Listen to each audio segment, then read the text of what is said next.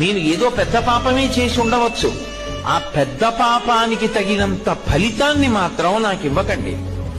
అంత పెద్ద అశుభవార్త నేను వినేటట్టుగా చేయకండి. దానివల్ల నేను తల్లడిల్లిపోయేటట్టుగా నన్ను మార్చకండి. జీవితాంతం ఏడవలసినంత పెద్ద పెద్ద శిక్షలు నాకు వెయ్యకండి. మరి నీ పాపం ఎలా పోతుంది? నన్ను అనుగ్రహించండి. నేను తప్పు చేశాను. ఎందుకు చేశాను?